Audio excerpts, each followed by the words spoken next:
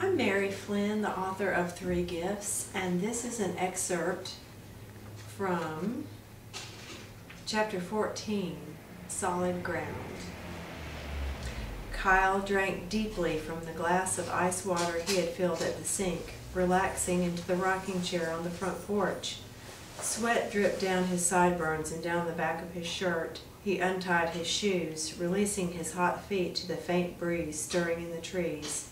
Chelsea would be home late this afternoon after her doctor's appointment. He had an early day for a change, promising to make her dinner, followed by a casual evening at home for the two of them. He'd begged off from a Friday night out with Abby and Glenn, since the two of them were not working. Chelsea's cast would be coming off today, and there would be no more bandages, only the tiny scar on her face to remind them of the accident. He breathed in the musky fragrance of the summer woods, feeling fine after the day of tromping around Sugar Ridge with Tom and Frank. The site was going to be cleared next week, and they had met with a company who was on hand to start the process. No foreseeable problems loomed to their relief, so the project was a go at the end's day. Spending time with his father-in-law was always something Kyle enjoyed. Today was no exception. He ran a hand through his hair, a twinge of guilt tugging at him. The troubled cry of a hawk pierced his thoughts, reminding him sharply of time years ago when he and his father had cleaned fish at the sink under the deck of the cabin. They'd heard a hawk just like that over and over, and they had commented on the sound.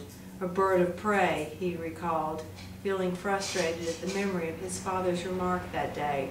Something, an arrogance maybe, in his father's tone, had made the statement sound like more. But why? His eyes grew wide at the haunting remembrance.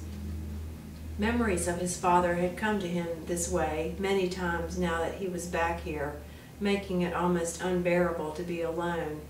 He had wondered how long he could have stayed on here if Chelsea had died in the wreck. It was his thin place with her, but his hell without her. He had thought maybe the best thing for him to do would be to try to get his old job back at the firm in Alexandria and leave this place after these two projects were over. But that would have been running away, and he didn't do that. Surely there was a reason he had to think about all this. The guilt he felt after his friendly conversations with Tom that day left him confused, if not satisfied. He had not had conversations with his own father that were nearly as satisfying. His own father had been larger than life to young Kyle. When his dad had made time for him, they had played golf, hunted, and fished in the river together, but there was little talk between the two of them, other than how he was doing in sports or how his grades were in school.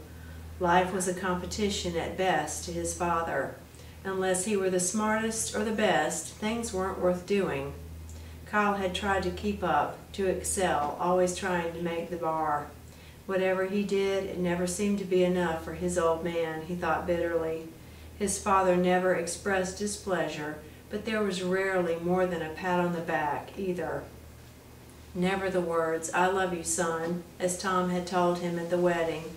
After his older sister Desiree had died in a spring break accident and his parents had sent him away to prep school, Kyle was sure the reason was the result of failing to please his father.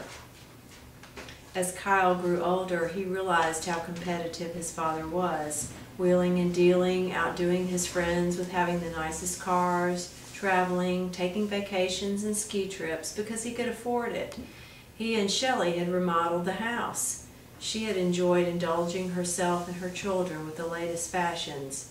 The business appeared to be booming, although the reasons for its success were not apparent to the family. Stuart Davis had wanted it all, and nothing seemed to stand in his way. What does it take to corrupt a man? Kyle wondered miserably.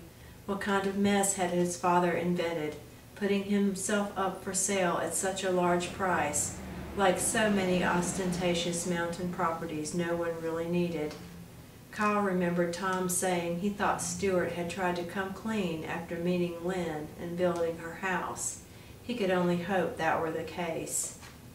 He tried to remember the last time he saw his father. There had been a moderate snowfall before Kyle had returned to school, the last Christmas break he'd had at Christ School. The two of them had spent the morning shoveling snow from the walkway, the steps, and the long driveway. There had not been much conversation between them, as the labor was heavy and tiring. His father had been more somber than usual, Kyle remembered, and before he left, his father had clapped him on the shoulder, saying, "Do it right, son. Make your mama proud of you." At the time, Kyle had no idea of the implications his father had intended. Kyle bent forward in his chair, feeling himself sigh, hands thrust into his hair, sensing the wind picking up. He would never be like his father, would he?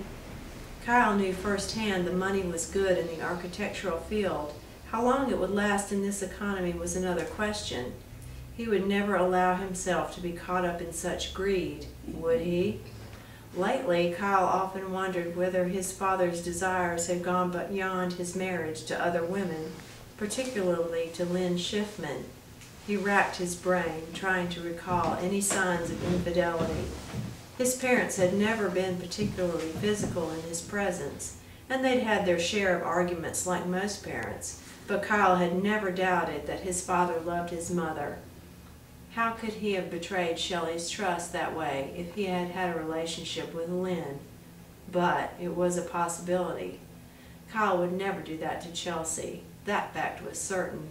He would never hurt her the way Stuart had hurt Shelley.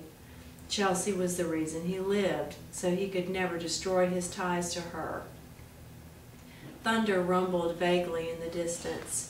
Shaking himself out of his funk, he thought about fixing the meatballs he had planned for dinner before taking a shower. He felt suddenly cooled, shivering slightly as he picked up his shoes before going inside.